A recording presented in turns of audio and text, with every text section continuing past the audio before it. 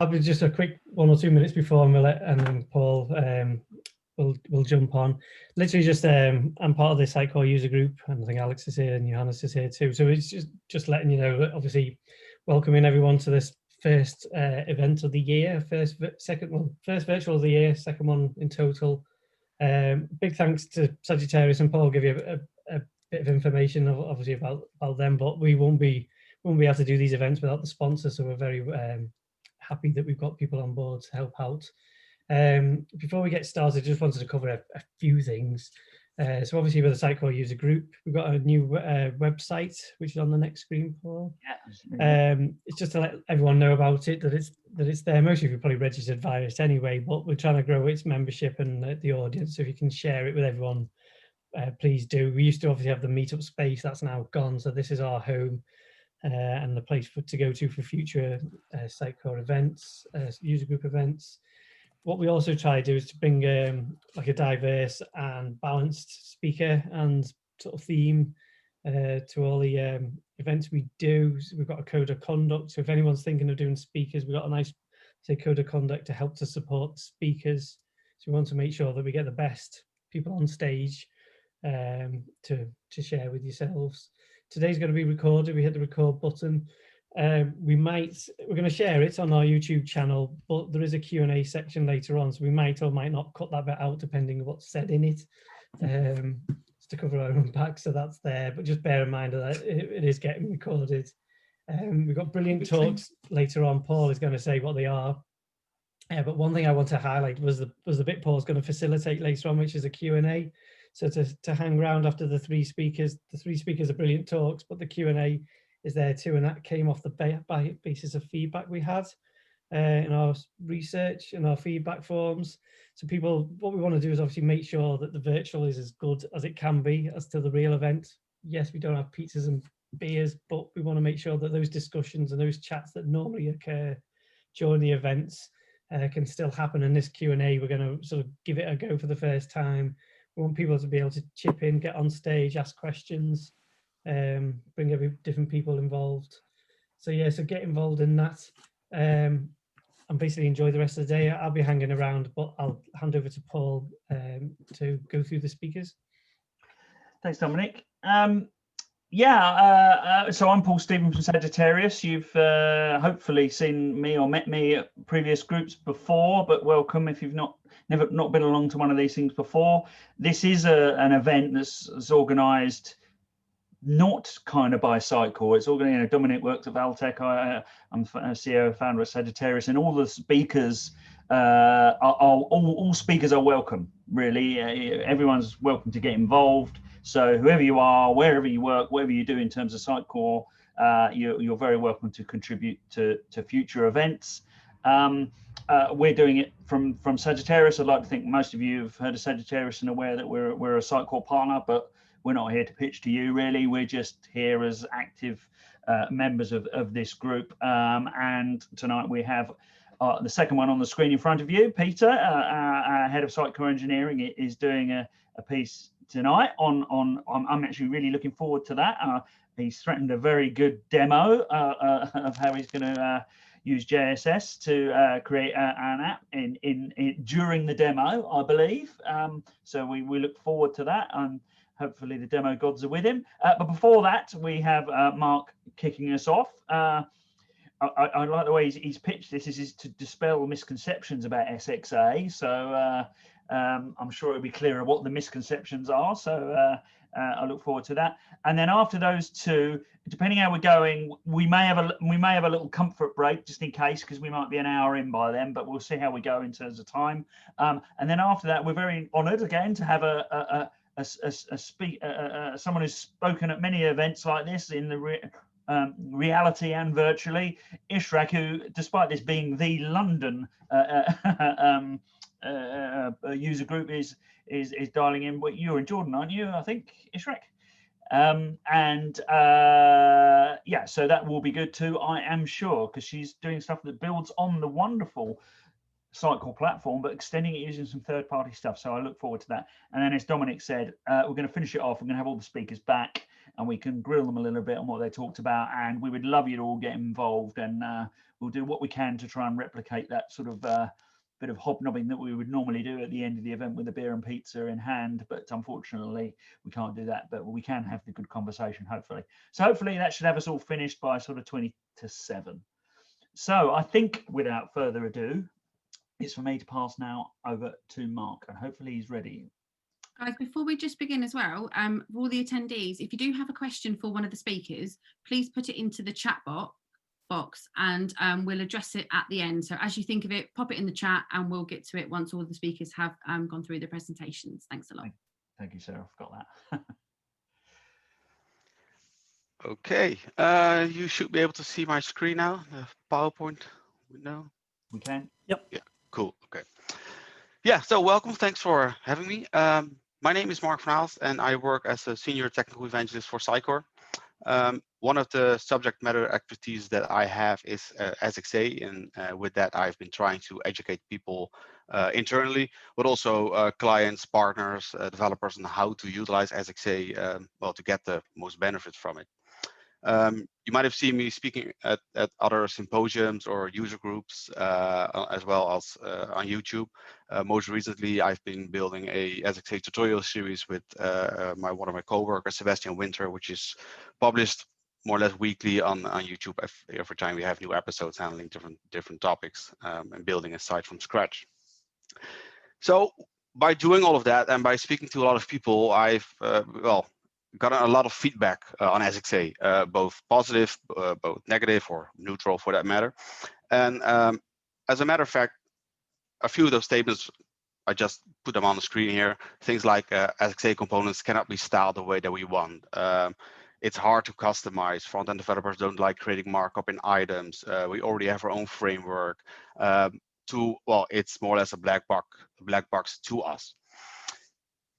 So that's one of the things that I want to, well, more or less clarify, that SXA itself is a big toolbox offering a lot of tools to, well, support accelerating the implementations of your project, but it also streamlines the development process itself, and it introduces some standardizing way of working and improves the user experience for for content authors. But really don't try to see it that way, in the sense that SXA is just the toolbox, because when, well, a lot of our sellers, but a lot of people see SXA, they immediately identify the one-on-one with the toolbox in the experience editor. You know that on the right-hand side, you have a toolbox where you can drag and drop components, and that is SXA for them. But that's just, well, the tip of the iceberg. It's like 10 or 15% of SXA. There's a lot of features that are quite elementary, but are there as well. Things like theming support, page designs, partial designs, variants, content and presentation sharing, all of that stuff that you kind of get out of the box with SXA. So what SXA brings to the platform itself is a clear separation between data, content, templates more or less, and the markup and themes. You define your structure and in Sitecore itself into items, as well as the content, as you would do normally with the platform, and then you apply the themes itself. Even the themes and the markup are a bit separated as well. So you generate HTML using all your components, and then the theme applies the styling to those components. But what is now actually a theme itself? So a theme itself is just a set of files being uploaded to the media library. It handles styling, style sheets, JavaScript, icons, images, all of that. You can have several themes for a site. You could build seasonal themes if you want to, or just multiple versions of a brand, or if you host multiple sites and multiple brands, each of those brands can have their own colors. And themes itself are quite complex in the sense that it also supports inheritance, which means that one theme can inherit stuff from another theme, making it quite scalable, but also sometimes a bit problematic for that matter. So if you apply a theme to a site, you can do that in both the experience editor and the content editor. There's just a selection. So a site itself can have multiple compatible themes with that site. So as a developer or as an architect, you can define which themes are compatible with a certain site, and your authors or your web authors can then apply a theme to that specific site. The themes itself are stored in the media library as that. There's a separate folder which hosts all the sites underneath the tenants and the themes. Themes can also be quite challenging. So our themes have sometimes dated versions of libraries that are being used, JavaScript libraries, styling libraries, whatsoever. We try to update them with every release that we have, but unfortunately we can't do all of them. It also means that themes include way too much style sheets and JavaScript for your own particular site. The reason for that is quite simple, because we offer quite a number of components with SXA, and all of those components have certain requirements, right? They need some JavaScript, they need some styling to, well, to be presented to the end user. All of that is served through the media library itself. So if you don't have a CDN host whatsoever, then your delivery server constantly needs to serve that theme to the client. There's also no way to specify more advanced loading techniques. So what you could do nowadays is like defer JavaScript, and load the JavaScript only when the DOM has completed loading, and things like that. Do it asynchronous whatsoever. There are no options for you to, well, more or less do that out of the box with SXA currently. There are techniques where you could do that. You could use an HTML snippet or a metadata partial, which in a sense is also an HTML field, but those are not tied to themes itself. So what I can tell you is that with SXA 10.1, which will be released somewhere this quarter, we're not allowed to mention dates, I think, these days. What we are introducing is the ability to use HTML includes within themes. What does it mean is that you can, per theme, you can specify multiple HTML includes, and you can specify those includes on certain placeholders. So you can add your own HTML to the header, or do it on top of the, well, in the top of the body or in the bottom of the body, or if you have defined your own placeholders, you can use those as well. And you can use them to load certain assets from a CDN server. Let's say that you don't want to have the jQuery library or the Bootstrap library served from the media library itself. You can now use the public CDN servers to load that data from. So you can use a lot more well, advanced loading mechanisms. And we thought about making a pretty UI where you can do that in Sitecore and say whether you want to do it asynchronous or to the deferring of JavaScript or whatsoever. But we thought it would be wiser to just give you guys the raw text field, the raw HTML field, where you can specify it yourself, because those techniques are evolving as well. And things that we might release right now will or can be outdated in 6 months from there. So therefore, we're just giving you the ability to do that within a theme itself using HTML. Another thing that we are introducing is site component specific themes, meaning that per site in SXA, you can now specify which component uses what theme. So you can really make a split in your theme. You can use a theme for a certain component or multiple components, and then SXA will determine which themes needed to be loaded for a certain type of page. So if your page only uses a promo component, for example, or just a page content component, and that page content component has certain themes assigned to it, then it will load just those themes for those components. It will not load the event calendar or the gallery component or whatsoever, like the quite large libraries that you get right now with the 9.3 or the 10 version. No, you could just get the specific HTML or the CSS and JavaScript that you require for that particular component, giving you a lot more flexibility and reducing the file size, and therefore also trying to improve your Lighthouse score, for example. One of the things that we introduced with SXA 9.3 is the SXA CLI, the CLI in which you can create your own themes. You can create it through that CLI, making your front end work without going into Sitecore itself. What does that mean is that you can define your own, you can create your own theme on your local disk. There's a goal task in there which handles minification of those assets, and then only uploads the optimized file into Sitecore itself, into the media library. So you have the ability to just store those compiled assets in Sitecore. And the reason why we did that is because a lot of people had problems with identifying what is now the single source of truth. So is my local file repository for my theme, is that the source of truth, or is that the file stored in Sitecore? And since, well, you could do versioning within Sitecore, but we don't recommend you doing versioning over files within Sitecore. Therefore, we created this ability to use that CLI. So I'm not going to go into the whole creating of a demo and things like that. Let me see where my mouse cursor is. Oh, there we are. What I wanted to show you guys is that, well, this is just an example site. I'm using the SXA style guide for that matter.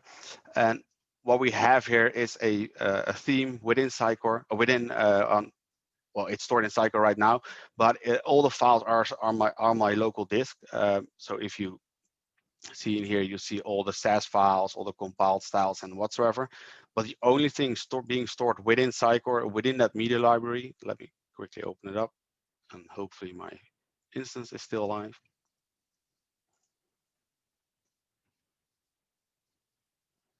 I'm guessing it needs to wake up again.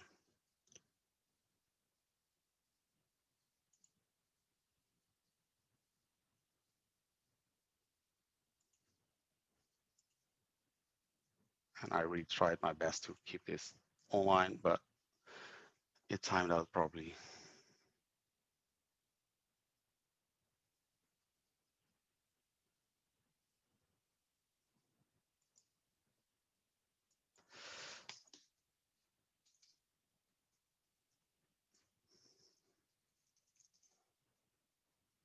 There we go.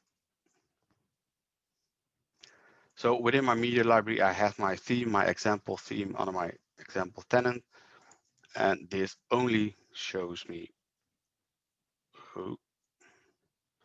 that single styles folder, which just contains the optimized min file. So if I open this folder up, then I just have the pre-optimized min file, which is the whole compilation of my my style sheets for that matter. So I'm just using one file within Sitecore.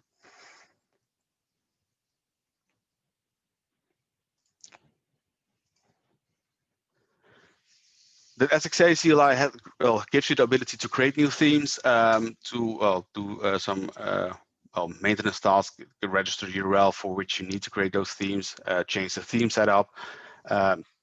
We're also having the watch command in here. I haven't put it on the slide yet, but I'll show you in a bit what that will do for you. But you can use that watch command to, well, have like this constant connection with Sitecore. So once you have changed something on your local disk, it will immediately be uploaded to Sitecore itself. One of the things that I mentioned is the components that we have with SXA. I'm assuming that most of you have seen this slide already at some point. It's the marketing slide for SXA, which states that we have 80 pre-built components. Well, technically that could be true if you calculate all the search components with it, so all the filters and the assets and sorting controls. But I think that most people, if they build an SXA site, they'll just be using like 10 to 15 of those components. And as said, there's a lot more besides those components that you get with SXA, like the whole infrastructure to manage a multi-site instance, the extensions to the presentation components, the page and partial designs. I do want to go a bit more into detail into components today, because the components that we have are just some examples for that matter, and you can still well, really customize them for yourself. So if you look at SXA and how SXA handles those components, we have our renderings, and our renderings have a view or a controller rendering, but in the end, they'll still have a view file, which can then load a rendering variant definition, which means all the variants that you define within SXA yourself, so stored as items, and then those are being rendered. What SXA offers you is the ability to override that specific view file. So we have a mechanism within SXA, and I'm about to show you in a bit, that you can override that view file yourself, and SXA will automatically use that overrided view file, and therefore you can also alter the HTML that we we present to you in the surroundings of the variants. So let me give you a quick example of that. Let me close this one. What I did here, and this is on my local file disk, I've already have this in my Docker instance, is I've created a page content view file, if I more or less copied it and I gave it an additional HTML element, an H1 custom view page content, and I've created a folder custom views. In that folder, I've created another folder variants, and then I have the page content in there. So it's just in the root of my site, and I've included the web config that you get with the normal views folder. What I can do in Sitecore right now is, let me zoom this out. I can go to my component. So I've said that I have the page content component. Look that component up, which is stored under feature page content. And here I have our page content component. And by default, it just uses this controller. But what we can do is we can override this behavior. And in here, we have a rendering view path. In this rendering view path, we can specify the location of our specific view for this component. So let me copy paste that location. So what I can say here is I want to use my custom view. Let's save that. And now open up a blank site that I've created. And this site just has some basic pages in there. And as you can see, I haven't really done much to the site itself. It's well, more or less a blank site. And let me close one of my screens there. Now drag the page content component on top of this main placeholder. And now if everything is all right, then it should show you, yeah, it should give you the custom view page content. So now we are using our custom view, which allows us to build to well, more or less modify this this HTML. We can really go completely crazy with it and still give authors the ability to, well, modify anything in here. So using those standard rendering variants, for example.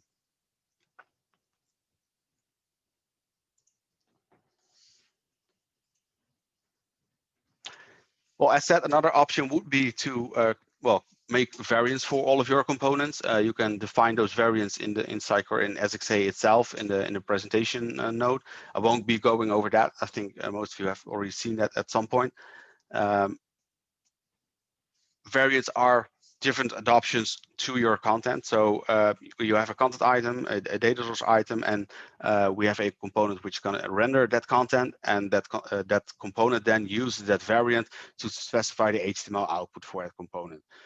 So this gives authors the ability to change that HTML without going into code or whatsoever, so they can do that themselves. One of the last things that I want to show you is something that we also introduced recently in, I think SXA 9.3 it was, and improved it in 10, is the Scriven renderer. So prior to 9.3, we had Velocity, which was our, well, templating engine within Sitecore, where you could define HTML and use certain tokens. We've deprecated that from the whole platform, and we've replaced that with Scriven. As said, Scriven is a text templating language. It's very performant, and it's very lightweight. Our product team has done extensive research on which option that we wanted to go for, and they, well, in the end, they chose Scriven, which I do think that is the best choice they could have made. There is for VS Code a Scriven extension available, because you can also create those templates or Scriven templates within VS Code. On top of that default extension that there is for Scriven, one of the product managers, Adam Najamovic, has created his own Scriven extension specifically to Sitecore. So it also gives you some Sitecore IntelliSense for that matter. And this really allows you to, well, give more, well, build more advanced HTML structures apart from what you can do nowadays with the variants, and really take control of the HTML.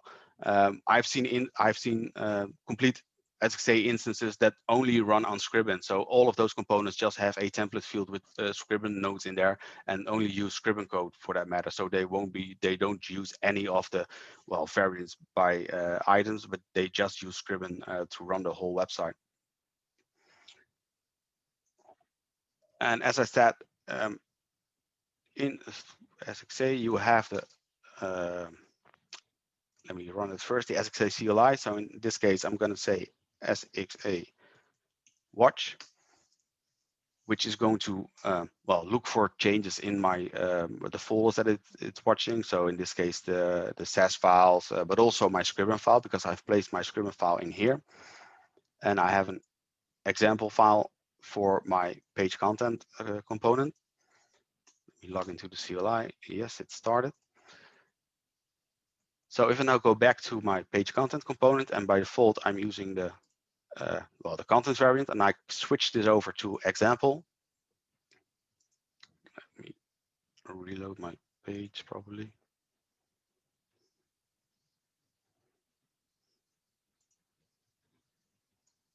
Add this again. Using the example right now. So this is what's stored, what is stored within my variants. So if I go here to my page content component and click example, then I see that I only have this H1, which I'm closing wrongly. I see, I'm not even closing it, with example. And one of the things that I want to do is I want to give front-end developers the chance to modify this behavior, modify the output or the HTML structures without logging into Sitecore itself. So if you look at the Visual Studio Code, I have an example Scriven file in here, which has the same error still, because it's not syncing back for that matter. Well, let me just delete this. Let me just use a script code, and I'll see if I can output, in this case, the item name. So I have item, which represents the current context item for that matter. And I'll just say name. Now, if all went right, I should have that here. Yeah, you can see I have item name now within Sitecore without touching it, only reloading it. And if I reload my page, then I see that I have my, well, item name here right now. The current item also has some sub items, and those are things I can list as well. So if I go back to my VS Code, and in here, I'm gonna do a quick for loop. For, and I will say I child in I item underscore children. And I just want to output the item name for those child.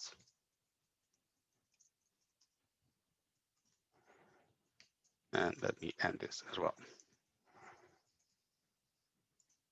So now I've written this piece of code. So I'm just going over the children of the current item, and I'm just going to list the item names for those children. Going back to my content editor. And let me see if it has saved. Yeah, it has synced my changes into Sitecore itself. And now if I were to reload this page, it should give you a list of, well, you see it, page 1, page 2, page 3, 4, and 5.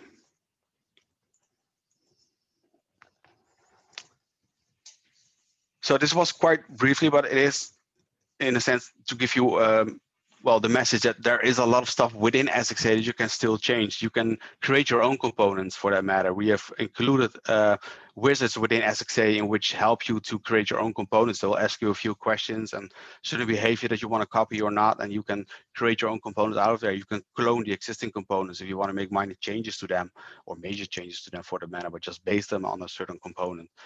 You can create your own variants. You can override the view files if you need, and by doing so, you'll still keep the ability to upgrade SXA, because whenever you upgrade SXA, all the existing view files for SXA, the default ones, will be removed or will be overridden by the newer versions. But your own view files in that separate folder will still be there and will still be applied to those items. You can use Scriven.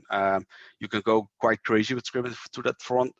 Not sure if any of here, I'm assuming that there are some people here, since the UK was quite an early adapter for Sitecore, that know the XSLT era, where in Sitecore you could create all sorts of advanced XSLT functions and output that and make it, well, underperform for that matter. There's the chance to do that with Scriven as well, so I would not recommend it definitely, but there is a lot of flexibility in how to handle Scriven.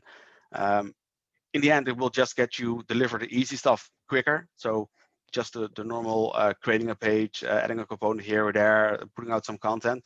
And by doing so, you'll gain more time to build the more advanced stuff. So the hardest thing in SXA that you can do is building a custom Sitecore component for that matter. So your regular Sitecore component that you would build will also work in SXA, and that's kind of the hardest stuff that you can do in SXA on the front of customizing. So finally, well, some valuable resources to the items I've shown you. The stuff on the CLI is pretty well documented. There's also a video of how to work with that CLI. Scriven, there's quite some extensive documentation, all the functionality that the Sitecore provides you with Scriven, so the extensions that we have made. I've written a few blog posts myself on SXA, on the CLI, on the front-end developer workflow, also on introducing Scriven. And one of our MVPs from Belgium, Gert Gunnentops, he wrote a quite extensive article on how to extend the default Scriven extension. So how can you make your own extensions for Scriven?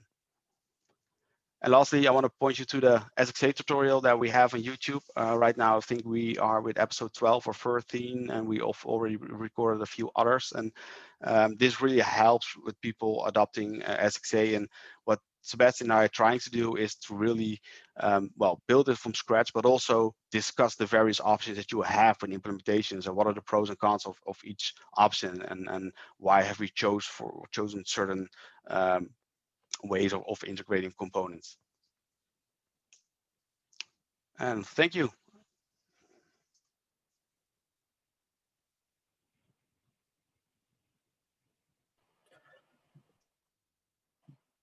So, Paul, do you want me just to share my screen and go straight into it for the second talk? So if you want to share screen, if you can, that'd be great. Thanks for that, Mark. So if you've got any questions for Mark while Peter gets himself ready, please pop them in the chat on the right-hand side, so we can give him a grilling later.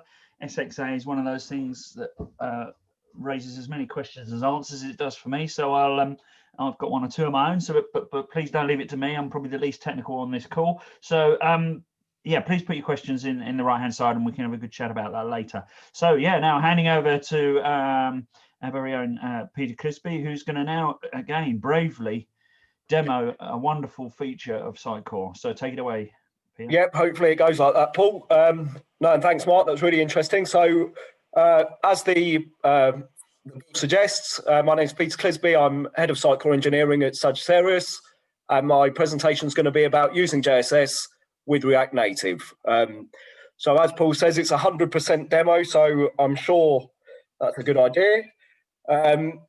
So basically, before the agenda is going to be, I'm going to run through the fundamentals of getting started with React Native, and then lead into building a React Native JSS application. But before I go into that, in the process of making it, I realized that there's a lot of steps in React Native that make it very difficult to digest. So I'm going to do a very brief example of a just React JSS application, and then you'll see the analogies. The React version's much simpler. So what you get with JSS is if once you've installed the CLI, it's a simple command to install a NuGet package for the CLI, and then with JSS create, you parameterize that with the name of the app and the framework you want to use. It will then scaffold you an application, and this is effectively what you get for the React version. So what you can see is it is effectively just a React app. You've got components in here, and they are just React components. If we take this example of the content here, you should see, bear with me, as you can see, it is just a React component. The only difference being that we've got there's a npm package, and from that we're getting the field types. And in this content component, which is an out-of-the-box component, they're using text and rich text field types. You can see here where you've got fields. So this will be the heading field, and this will be the content field. If I wanted to, I could add another field and say heading 2, and then it is simple as that. So to consume those components and effectively build pages with them, excuse me, I've got you all in front of my screen here. So, as I say, to consume those components, you'll effectively build your pages in this roots folder. The root of the roots folder effectively acts as the home page of your application. And then any folder you make, obviously this is the EM version and the Danish version, supporting multi-language.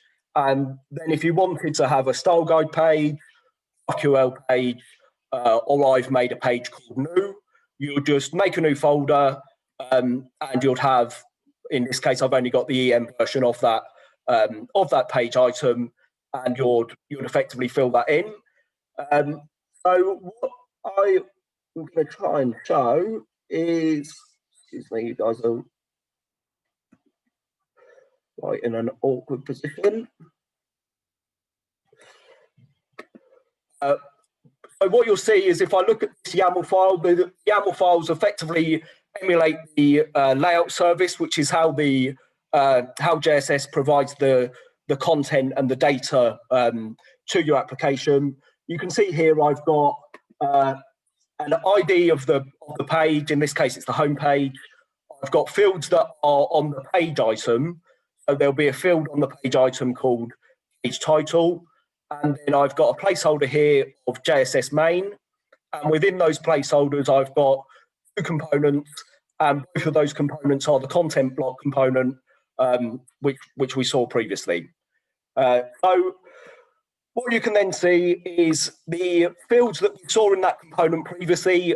If you remember, there was the heading field and the content field. So you can effectively update that field to work in connected mode.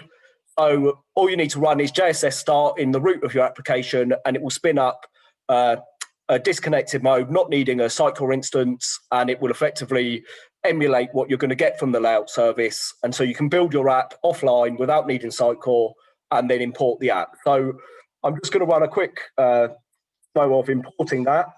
Hopefully that's going to run successfully. So what you can see here is I've got JSS deploy app, a few parameters, include content, include dictionary, and then I've got certificate thumbprint. So if I let that run, and then while that is running, I'm going to make a start on, and again, yeah, I'll make a start on just running through setting up the React Native local environment. So what you can see, hopefully on the screen, is we've got quite verbose documentation, but you need Node.js installed, Java installed. You need Android Studio. So if anyone's familiar with testing Android apps locally, you'll need to install the Android SDK and then configure a few minor things like environment variables for Android Home and so on. So personally, I found that quite challenging. It took me more time than than how I'm skimming over it might suggest. So I'd kind of say don't let that be a deterrent.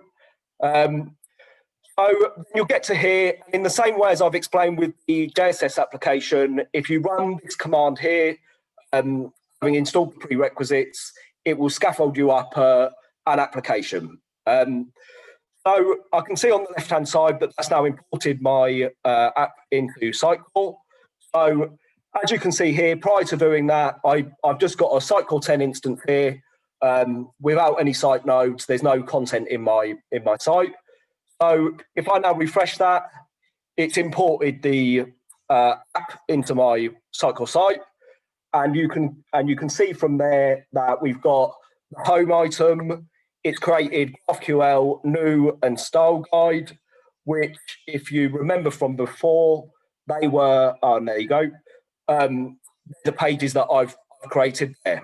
So something I feel was really powerful with JSS in general is you can spin up the content extremely quickly. You can tear it down, import it if you're building something for a demo site, for example. And then, as I showed before, you've got on the home item, you've got a page title field with welcome to JSS, and it's all content editable. So what should also be the case if I then load the page, you'll see, hopefully it's going to spin up in quick time.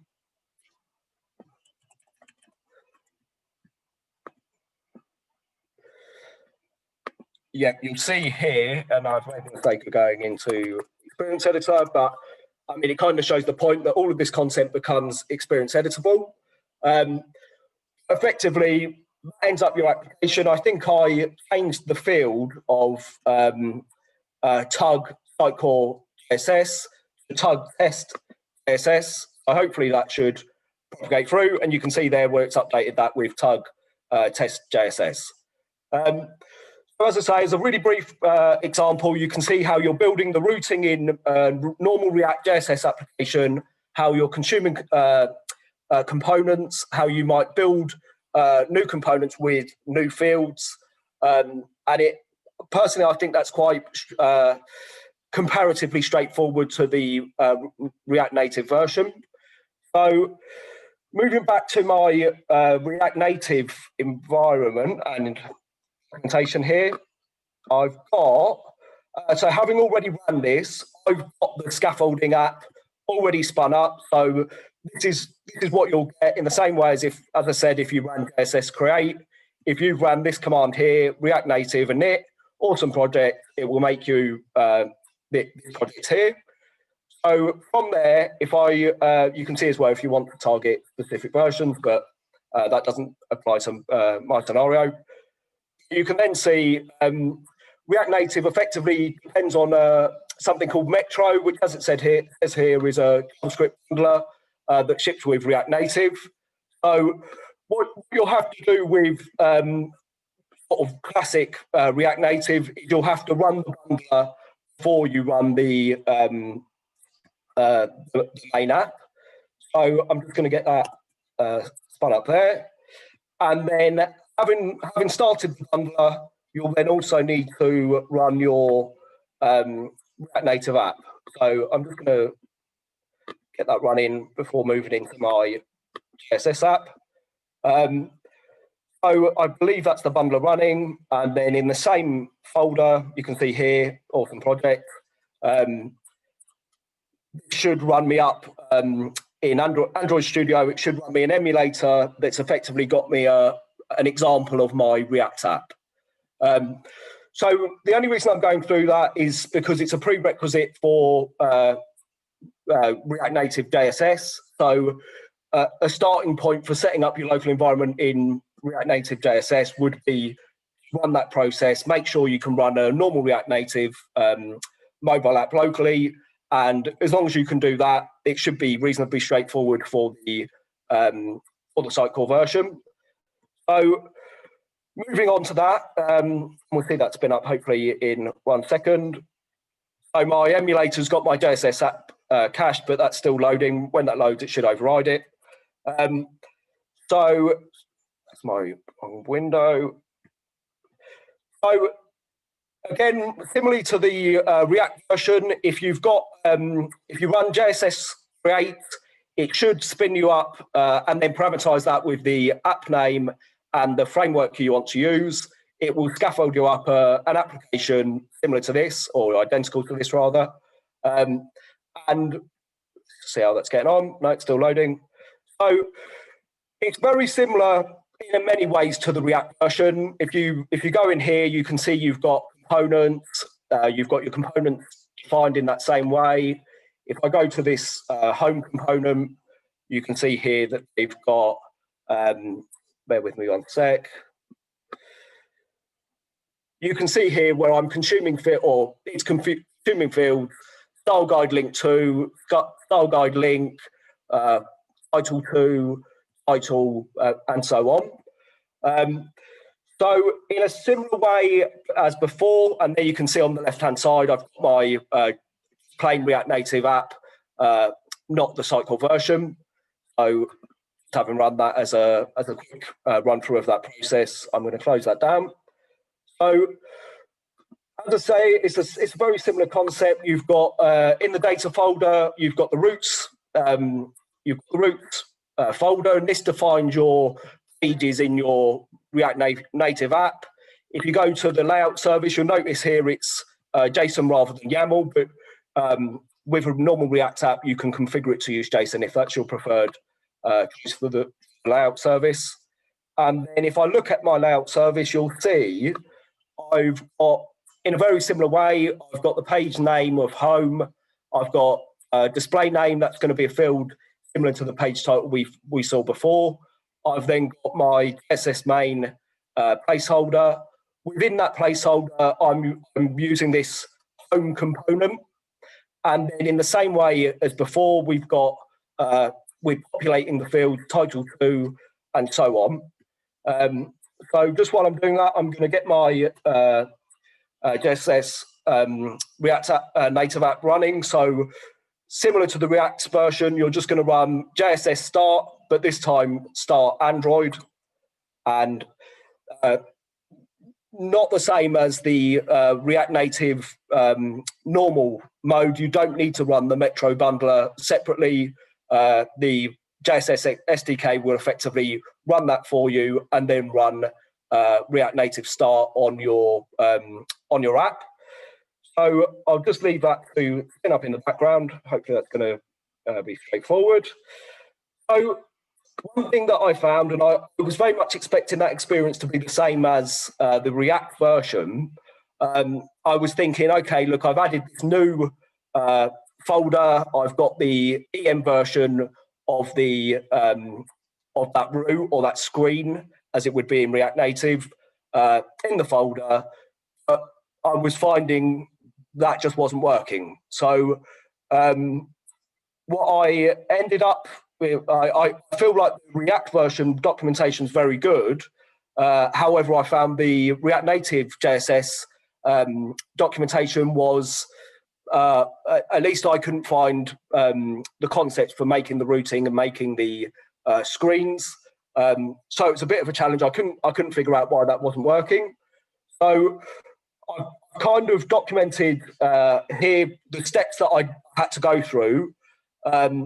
So first of all, I started trying to piece together why the other routes were working. So I could see the style guide route was working. I could see the GraphQL route was working, and I tried to figure out why my new route wasn't working. And so in the process of looking through the code base, I could see that in the app.js file, which is in the root of my source folder, there's a few things. Oh, sorry, that's my React version. I could see that, yeah, in my app.js, I noticed that the home screen was registered, and so was the style guide screen. And then equally in the Stack Navigator, there was style guide and home registered. And then you can see here this initial route name is going to effectively dictate which route is going to the app will start at. So what I've then concluded from that, and obviously it turned out to be the case, is, and again that's my my React version. In your source folder, you've got screens, and you can see that being referenced here. You've got local to that file, and then the screens folder, and style guide and new.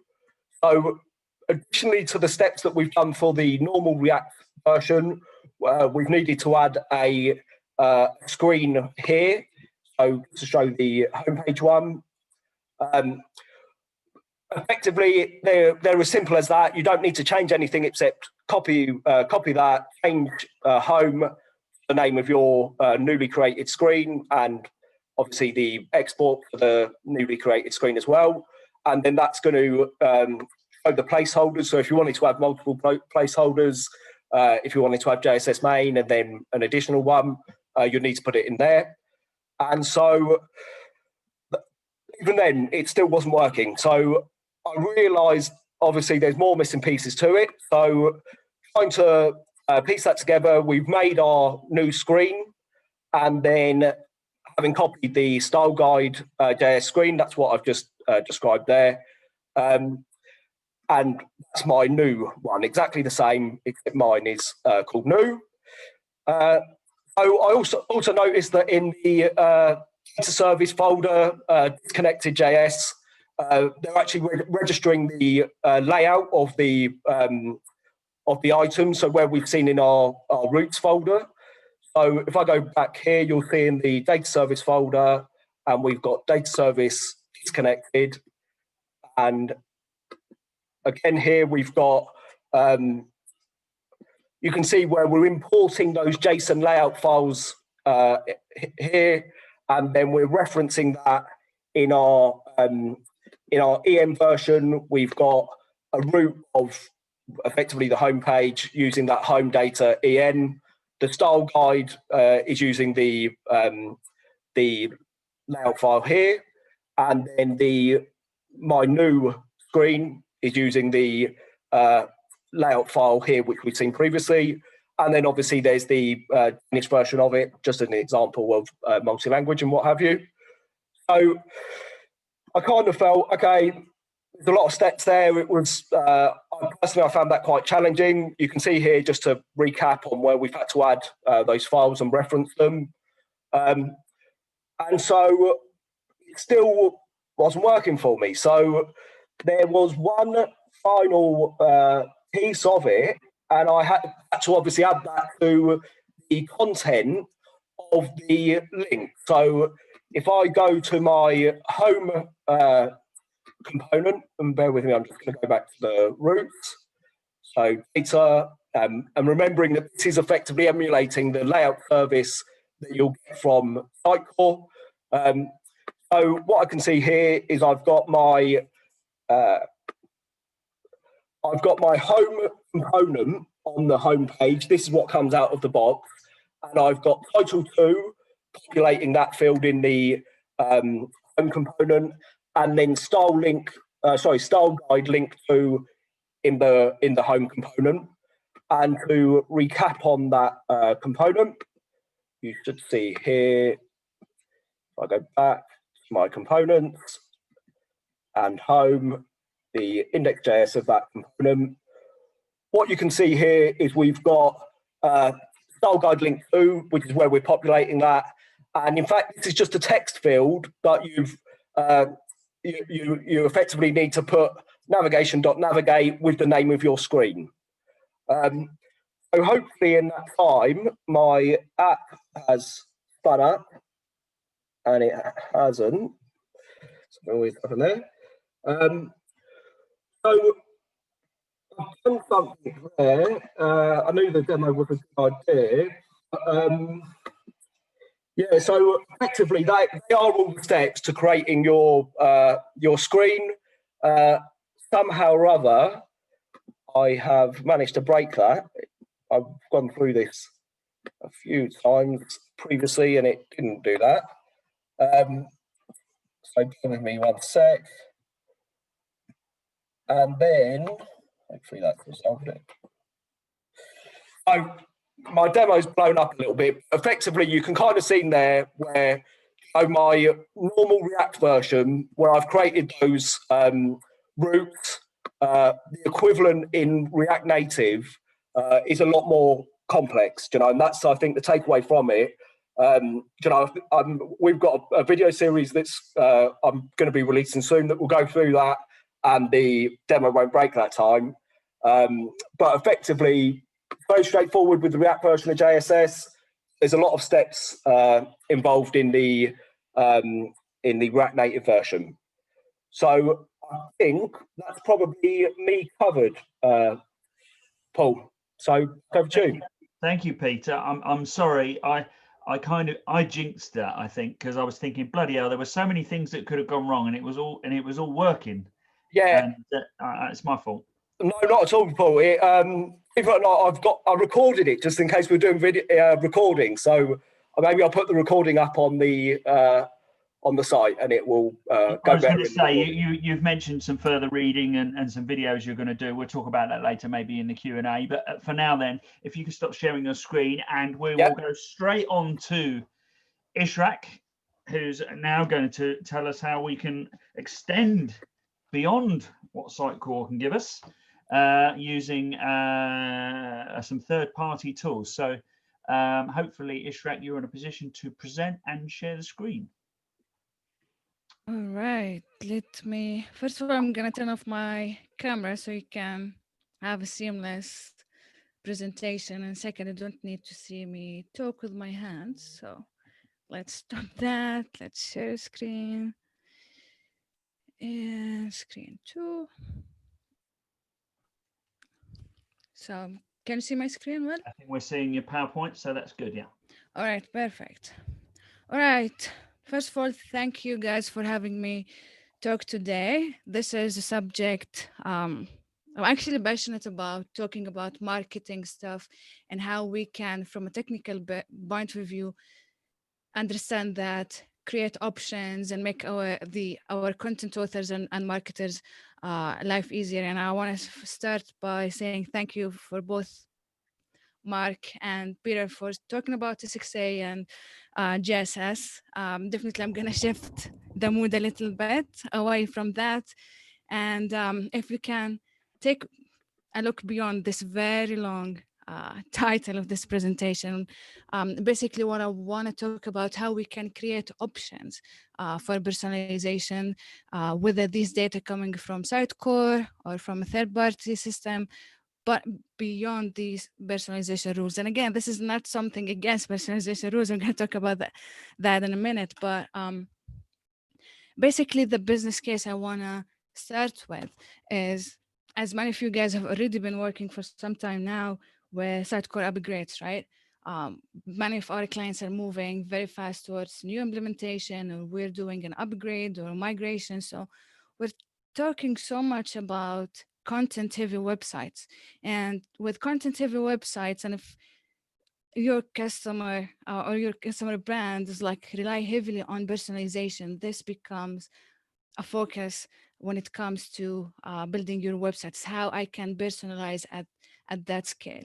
And the second thing, if they have already invested for so long, and many clients we've been seeing, they use lots and lots of third-party tools when it comes to tracking and collecting analytics about the site visitors, right? It's not only enabling the analytics in Sitecore, but they have insane amount of different tools when it comes to that point. And one thing we want to make sure that whenever we're presenting this new enhanced website is that we don't have a disconnect between what they used to have and what we have now.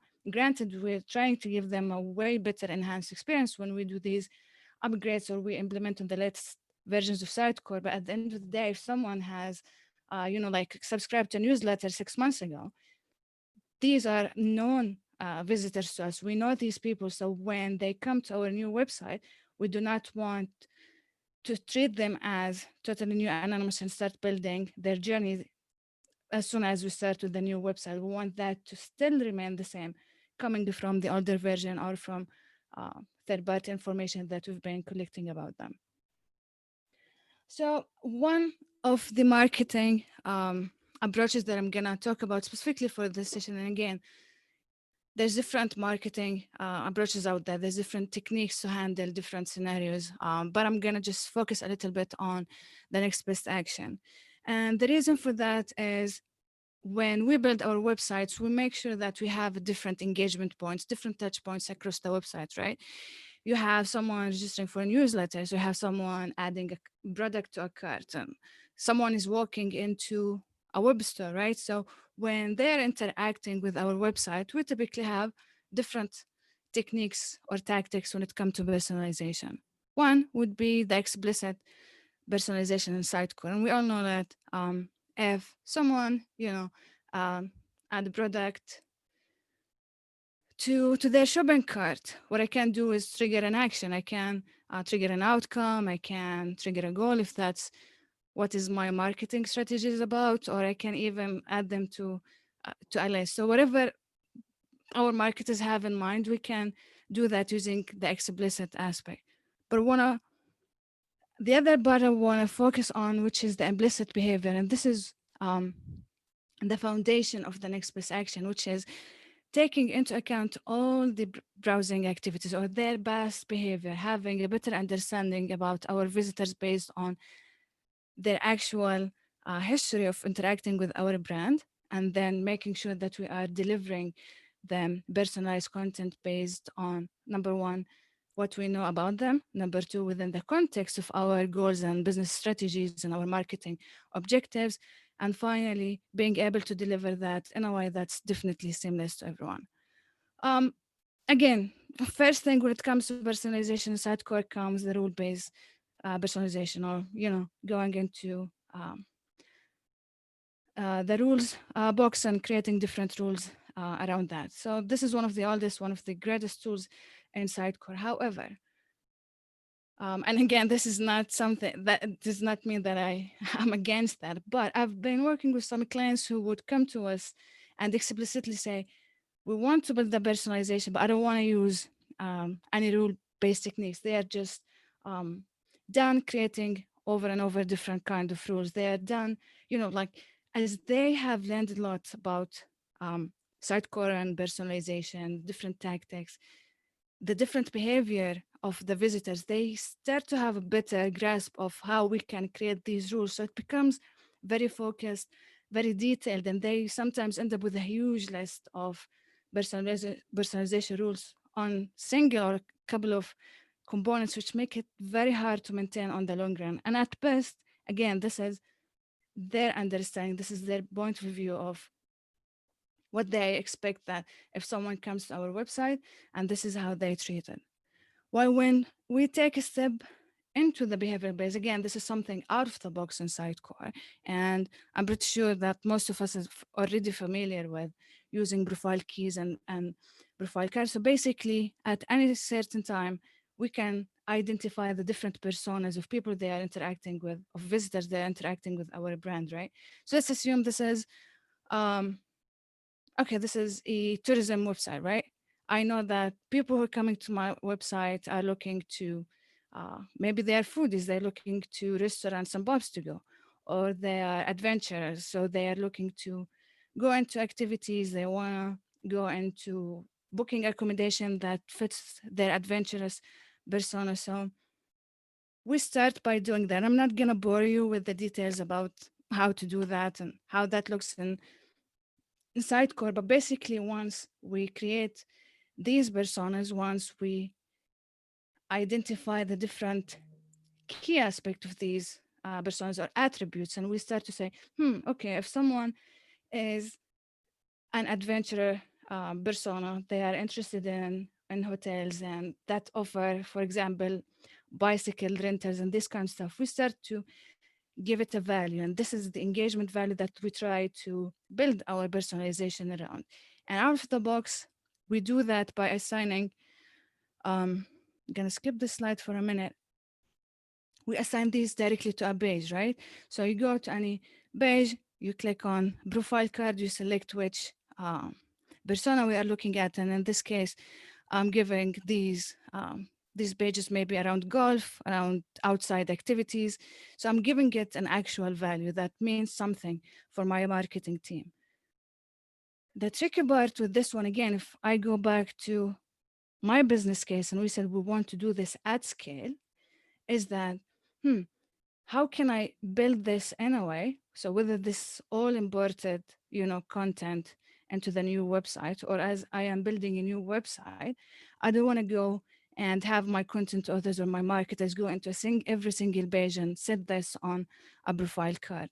And this is where it comes, having your development team and your marketing and content authors work together and not in silos. And this is something I keep talking over and over again, and the different sessions that I talk about is, if you give me half a solution, I'll give half a problem, I'm gonna give you half a solution. So if we continuously thinking that our development teams, their job is just to build a component and then miraculously when it comes to the content populating, step everything is working as expected, then this is not gonna work. So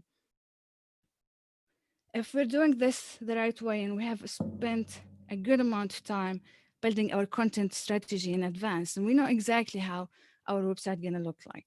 What are the different taxonomies that can be associated with these different personas? And for me, this is a nice matching between my personas, my profile cards, and taxonomy. So if we manage to create that sort of, you know, I have a taxonomy that talks about the different accommodation I have. If I can match that to some of the profile keys in these profile cards, that would be nice. If I can group them together into something more generic or more specific, also that would be good. But why this would be very helpful, because one, it allows me to tag this to different pages. So once the content others are doing that, they're already tagging the different pages with these taxonomies, right? So what I can do is at single amount of time, I'm gonna go to the accommodation, I'm gonna go to the hotel and assign my profile card at that level and not on the page level. And this is gonna give me the option to do this, number one, at once. Two, in the future, if I change my mind,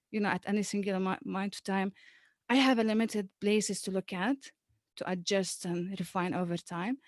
And finally, I can assign this even to templates if I have a very solid kind of template types or page types that I have, and I know that maybe I have a page of type accommodation. I can tag that already. So half of that time is already done. I'm saving a lot of time for my marketing team and content team to worry about all of this kind of stuff. And again, it's done automatically in advance. When I say automatically, we have different approaches to that. And I always capture myself in surprise when I talk about that exchange framework. I have this love-hate relationship with it. But yeah, in certain situations, it used to be very helpful and very useful. I've been using that. So if I have an Excel sheet, for example, that I already have my taxonomies, you can do it in a different way you want. You can do the grouping, the mapping with whatever your marketing strategy is, and you do all of that. And all I can do is just run my pipeline, right? It's defining. These are, we can find, especially when we're talking about importing from an Excel sheet to Sitecore, the code is out there.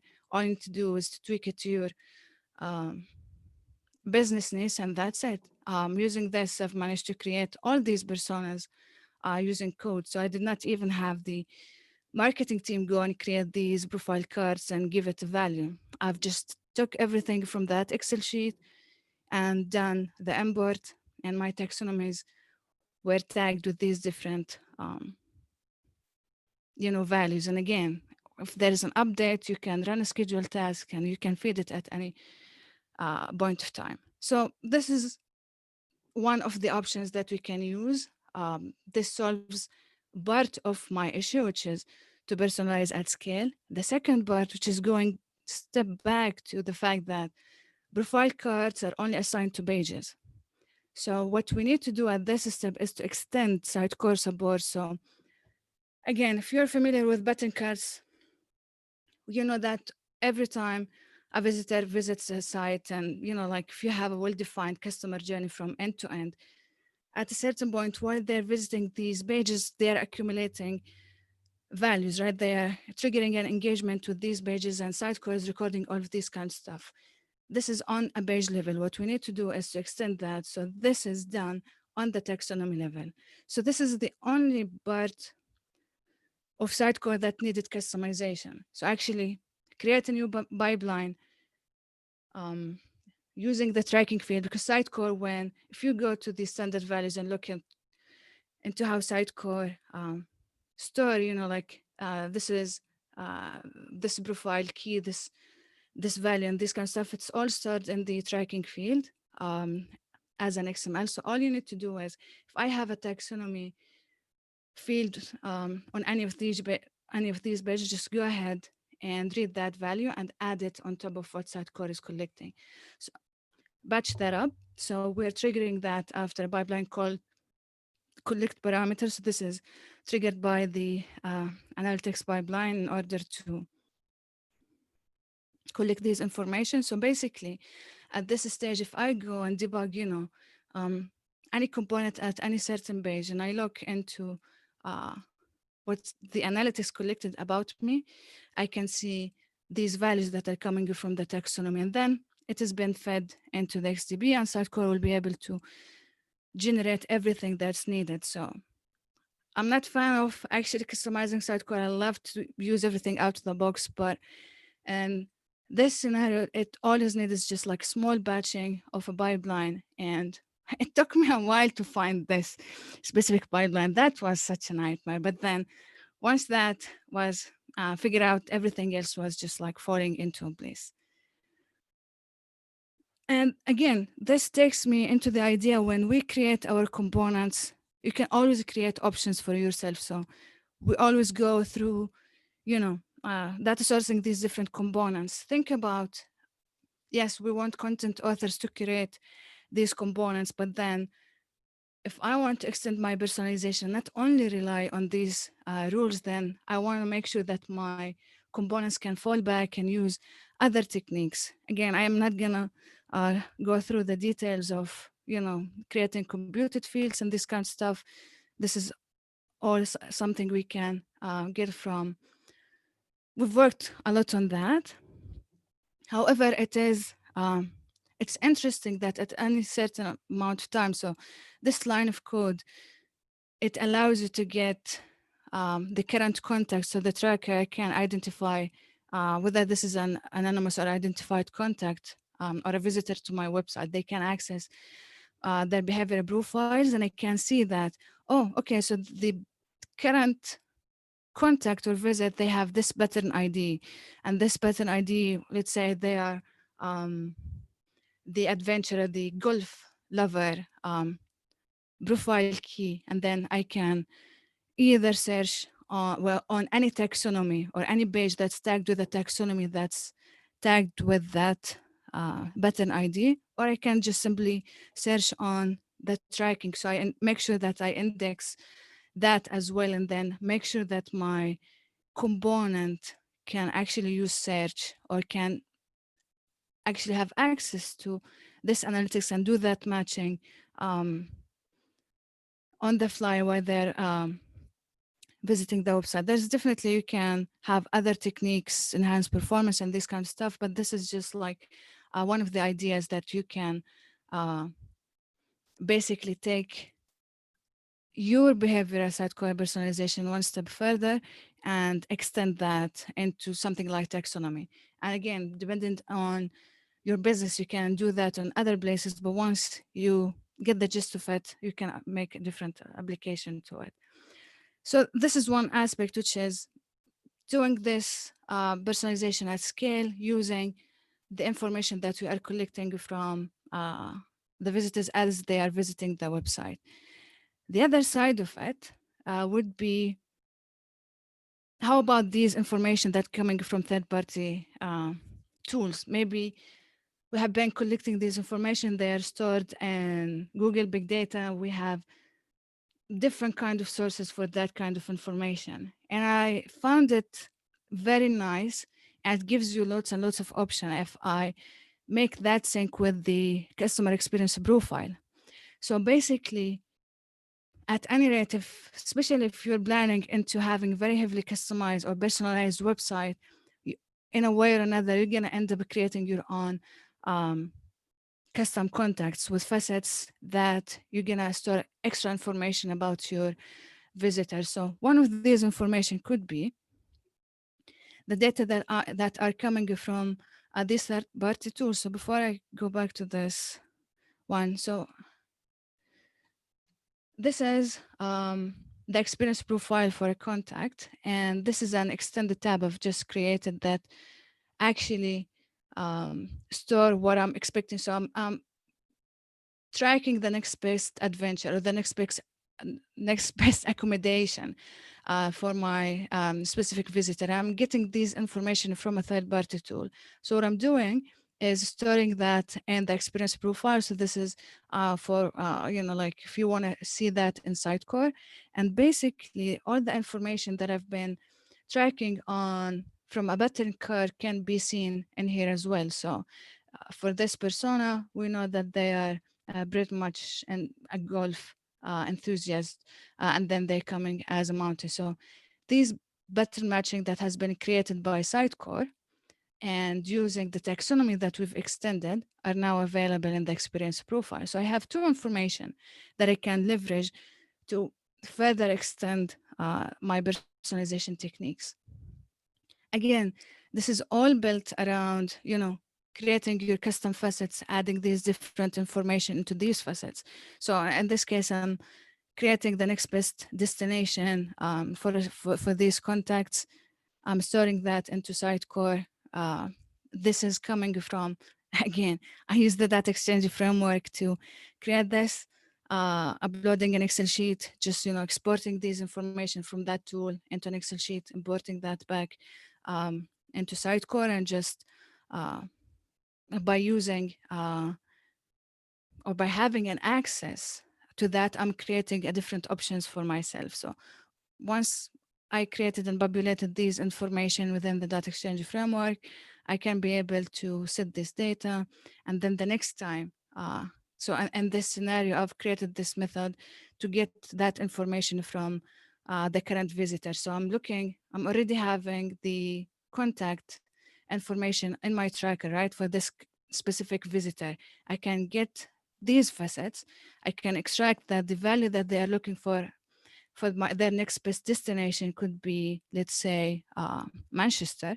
I'm a Manchester fan, so I'm gonna take the leverage and use that as an example. So Manchester is recommended as the next best destination. I can just feed this back into my components, into the search results, into narrowing this even down. Again, this does not mean that I can choose the, the rules base to do that. We can always create that to your own facets, makes it available in this. But again, just giving your marketers and content authors options to either opt into an automatic one through the implementation of these components, or just make it available in Sitecore. And that's it. These are the different approaches, different tactics that I just want to share it with you guys based on different implementation that we had, and we found that these could be useful for some of the scenarios, especially when it comes to personalization at scale.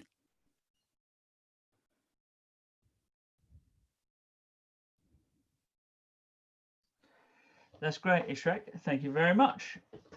Well, first thing I'm going to say is now she's finished, now's the time to write your questions into the box on the right hand side, because I've got a few there, because there's so many different things you could do with that. But actually, as we're sort of on time, Peter has asked if he could just spend 3 minutes to show you his Thank you, Paul. Yeah, put me out of my misery if you would. Otherwise, I'll have to say to 100 people it works straight after I come off. So basically what has happened is when I ran the React Native non-JSS app, it was running on the same port, and I'd forgotten to close that down. So you can see here where effectively this field that we find on the home component are populating that, and it should be, if I update that field, or similarly if I updated the content in Sitecore, it should update the content in your mobile app. So that's it from me. Thank you very much. Thank you, Peter. Hopefully that puts you slightly out of your misery from the demo gods. Thanks for that. Sure. There is always a reasonable explanation for these things. Right, so now I think we've officially transitioned now into the Q&A section of this. This is now a bit of an open floor, but I'm going to try and sort of police it a little bit, and hopefully everyone gets to say what they want to say. We've got a couple of questions in the chat, so I'm going to start with there. I'm going to start with, I think the first one on the list actually was Peter Nazarov. I think that's how I maybe say your name. I'm sorry if I've got that wrong.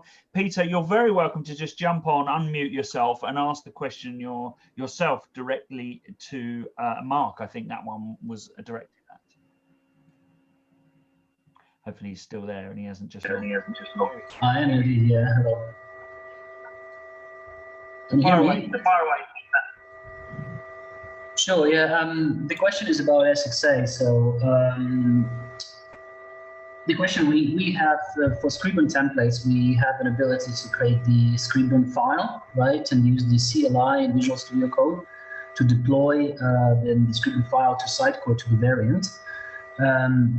And then we have the variant item and the scripting file on the file system. And then we apparently, to deploy this, we need to serialize the item. And then we have the scripting code in the serialized item and in the scripting file code item on the system drive. And apparently that is duplicated code. Is there a best practice how that should be organized to avoid code duplication? Or is it just fine? What's the consideration here? That's a valid question. Oh, there's an echo.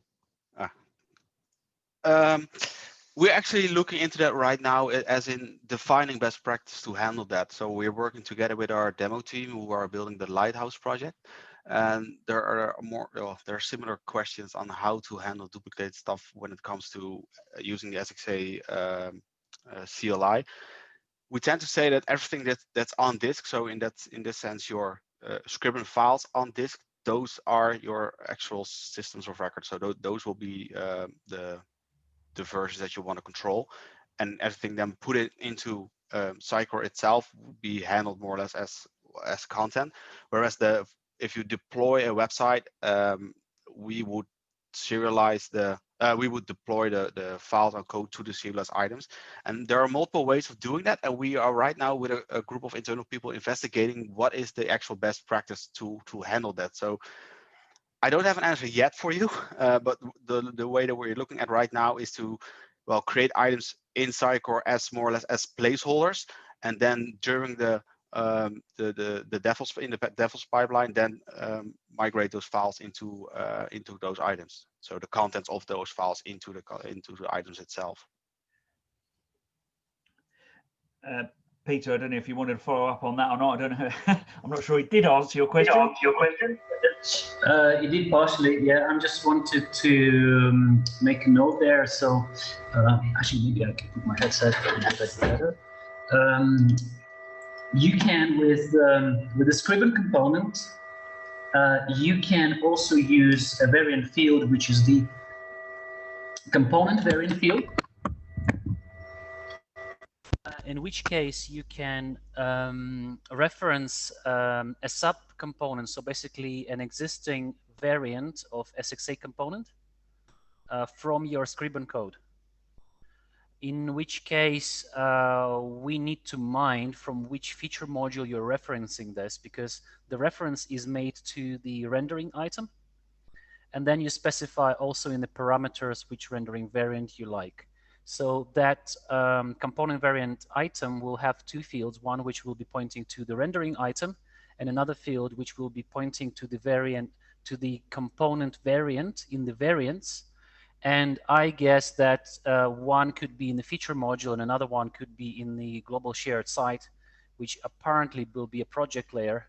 And we really need to mind Helix architectural principles when we make best practices recommendation there. Yeah, that's a valid point. Okay, we also have Eva. You're still here. Would you like to ask your question directly? I'm wondering. I'm not even sure she's on the call. Yeah. Oh, yeah, you're there. Yeah, I'm online. I just dive in. don't have the video. All right. Maybe if I can start with my second question, which will partially cover the previous question of where to store our rendering variants and are they feature layer or project layer codes. So we have the SXA scaffolding in place, and your rendering variants are located then in the branch templates. And I think maybe that area can be serialized as feature, as part of a feature project. But my question is here, it's kind of unavoidable during development that you have two instances of your variant, one in the branch templates and one in the, at least one side, the shared side of your tenant. Is there a easy way to keep them in sync, or is it just the usual copy paste or update on Sitecore items, a manual task to keep them in sync? Do we have anything coming that makes this job easier? Not to my knowledge. I think it's still a manual task, but I'll check that with Adam, the product manager. All right. Make a note of that. Thank you. So yeah, maybe Peter, it is kind of a bit of an answer for you that the scaffolded versions of those variants are in the template area, and you can organize it nicely, aligned to Of your course, yeah. features. Yeah.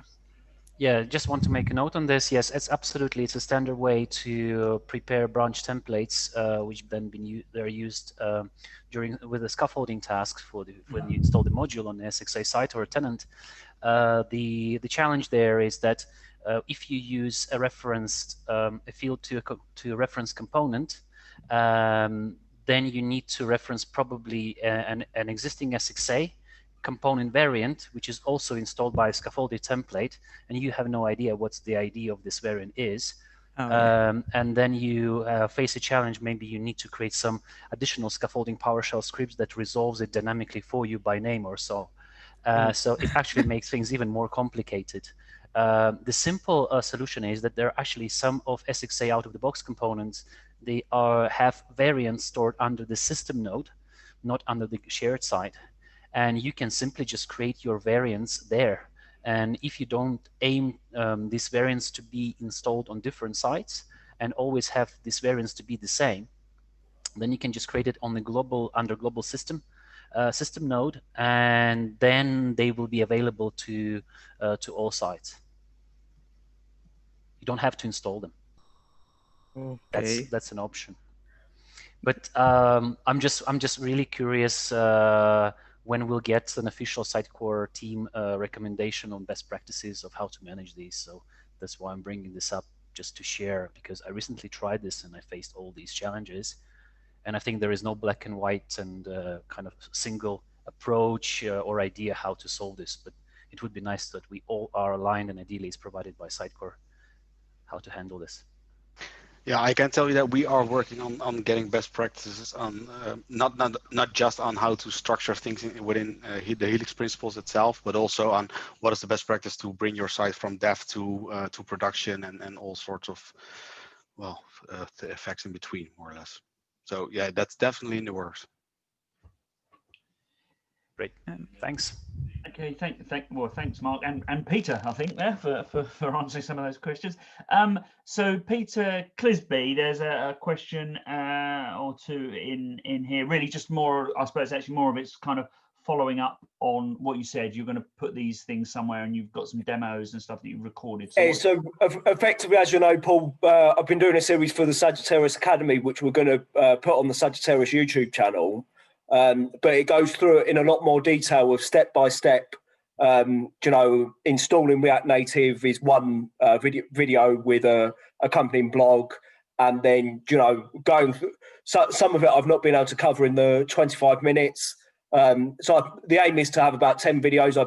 And we've got an application that is yet to get live, but potentially there might be a few stings in the tail of getting live that will end up being a few final videos. But effectively, it'll be on the Sagittarius channel, and I expect that should be sometime late February, early March.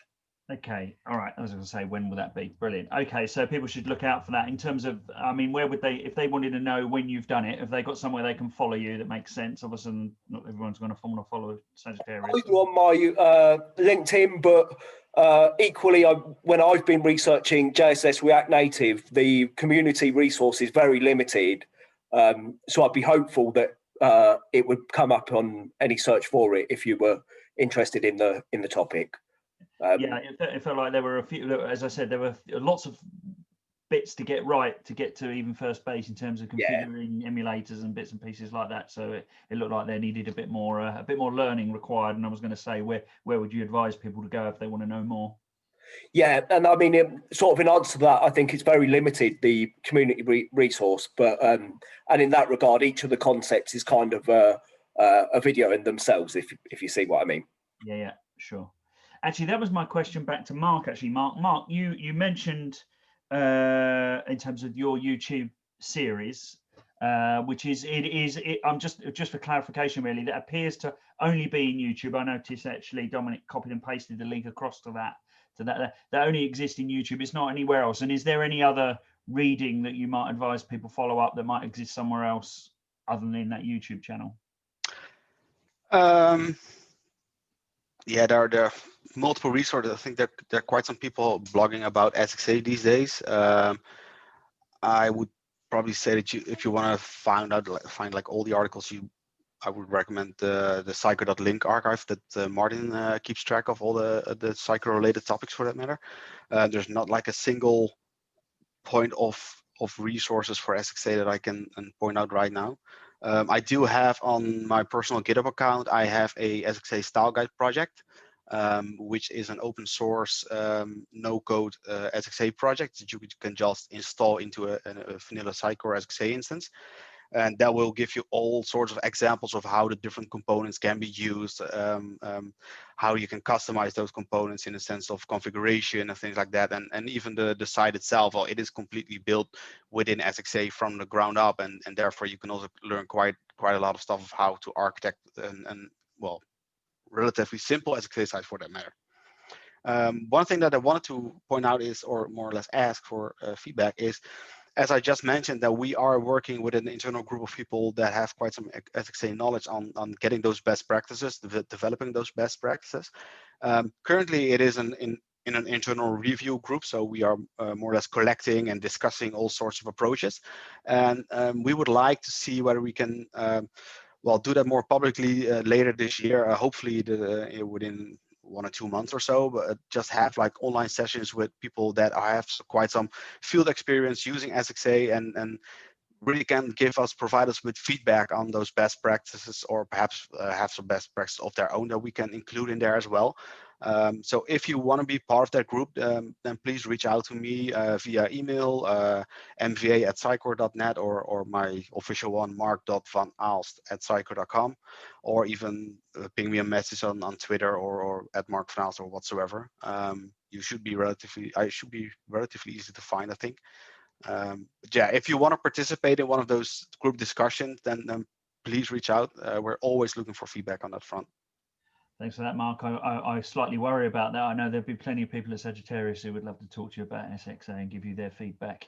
I mean that's I suppose when I see anything, I'm not a dev, so I'm maybe not the right person to talk about this, but obviously the way that you can integrate, or rather the later versions of SXA and how it combines with your own bespoke code and your own bespoke styling, etc., I think has come on a long way since the early versions of SXA. So trying to sort of retrograde SXA into existing projects or upgrades is becoming a bit more feasible. It always felt like it was okay if you started with that, but if you would you agree with that? Is that becoming better?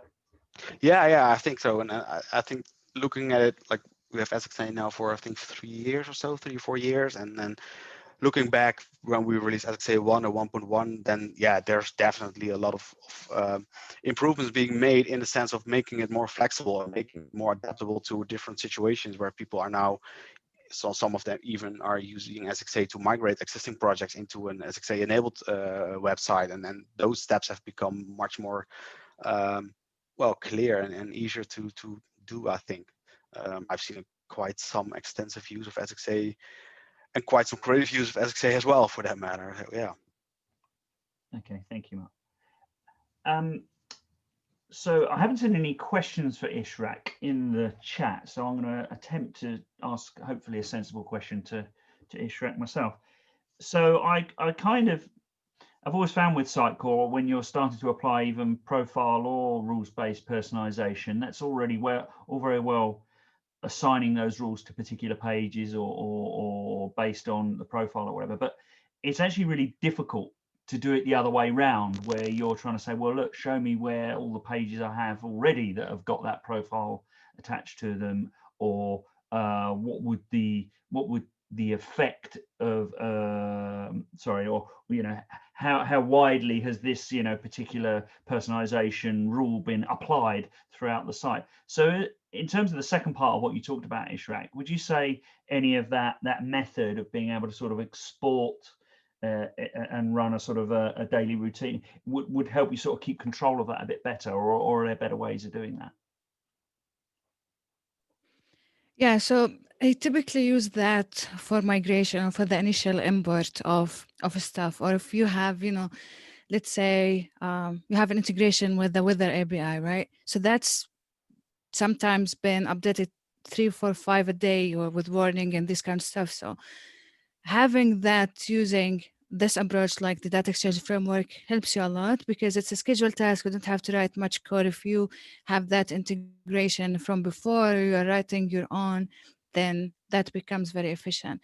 But the customization aspect of that, which is, like customizing the experience profile and using all of that, it helps you on the facing part of your website, helps you, like with the personalization and this kind of stuff.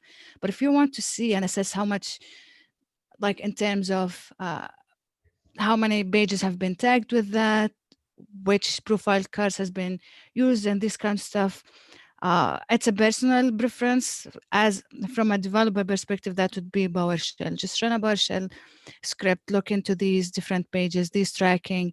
You already know how that being stored on an item level, whether it's a page or taxonomy or whatever, and you can get reports of everything. You can export that into Excel sheet and have a better visibility. So you can always have, like different approaches in terms of technicalities. You can write a code, you can do whatever. So the technical part always would be up to your developer team to choose what they want. But from a content and marketing perspective, you want to just make sure that these are utilized in the right way and actually been meaningful. And I see that much often with comments and engagement values. Like you already set up your marketing strategy, you have triggers, you have goals, you have outcomes, and the more people are engaged with your website, you know that this has been efficient, this has been set correctly. And based on your analytics, going back to the Sitecore dashboard, you can see, oh yeah, this is the most common visited button car, so I can see that this is the persona that has been triggered. Or you can go to the different reporting tools and see their activities, how much an outcome has been triggered. So you have different approaches. But yeah, the technical part, that's going to be my PowerShell go-to. Yeah, I mean, for me, it struck me that sort of view of it, let alone the updating of it, would really help someone who's. I always think about this when you have a new CMS user comes to take over a site. When you first get onto a site and it's already been configured in lots of ways, it's really difficult to see that kind of helicopter view of how personalization rules have been applied across, quite an estate of pages and components. So yeah, I kind of like that idea. Anyway. Right, so we are actually up to our sort of time now, and I haven't got any questions. So now's your last chance, everybody. If has anybody got a question, please unmute yourself and shout now. And if that is a wall of silence. Dan's got a lot of zeros. Yeah, I don't know what Dan was trying to say with that statement, but take over is a mistake, not my intention. Sorry. That's all right. Absolutely fine. Absolutely fine. So then the last thing for me to do then, sorry, I'm trying to share my screen here, multitasking, never my strongest point, is, one moment. So Paul, while you're trying to get your screen up, if I can just jump in for just a second. I just want to, for one, thank all our speakers, of course, and Sagittarius for hosting this event. But I also have a request. If there are any one of you who does want to speak at one of these future events, then please do get in touch with either Dominic or myself or Alex. I think he was on the call as well, Alex Washtel. We're fairly easy to find as well in the community, either on Sitecore Slack or Twitter. So if you do have an interesting topic, please let us know and share with the community.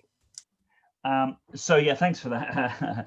That was one of the things I was going to do. Encourage people to dive in. If you've not been here before, or you feel like this is a sort of like an enclosed group, it absolutely is not. Anybody can get involved. As you can see, it can be fairly nuts and bolts, a demo, all really useful stuff. If this is what you do day in, day out, it's always nice to see how someone else does it and how it can go wrong for them too. So you're amongst friends here when you have a problem.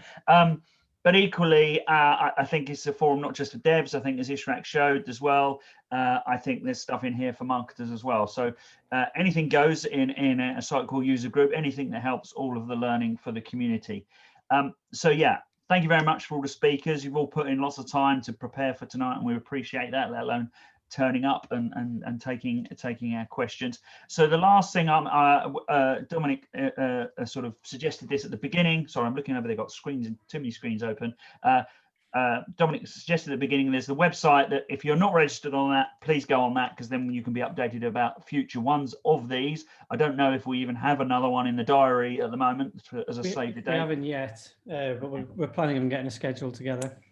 There is obviously a Sitecore user group video where I guess things like this end up living, and maybe even some of the content and demos, etc. But I'm just about now, I'm going to stop sharing my screen, because we've got we'd really love your feedback. It's really important that this event works for you and we can do more of the same, or more that, you know, more to improve it for the next one, really. So that link there is not very useful to for you to click on, because you can't click on everybody. So click on my screen. So I'm just going to copy that in now. That is a Google form. We would love your feedback. The committee that sort of jointly sort of run these events would just love to hear from you. If you could take 2 minutes just to fill that in, that would be much appreciated. So that's it, I think, from me. Thanks for coming. And, I was going to say, just to add to that, big thanks to Paul, to Sarah for helping us, the community, set it all up. You've brilliant facilitator. So it was really good. So I think the QA really works. I think that's what everyone had suggested we wanted, and I think that worked really well, Paul. So thank you. Not at all. My pleasure. Okay, then everybody. Yeah, let's say. Can I say note? The form asking for 26th of November user group. When you load it first. It's an ongoing form. I'll actually change the date on it, but it's an ongoing one. We're going to keep running after every SUG. So I'll change the date. So just keep typing away. Cool. Just not to mess up your statistics. So no, it's fine. Cool. Right. Thank you. Thank you, everybody. Thanks, everyone. Thank you. Thanks, guys. Thanks, Bye. everyone. Cheers, everyone. Bye. Thanks, everyone. Cheers.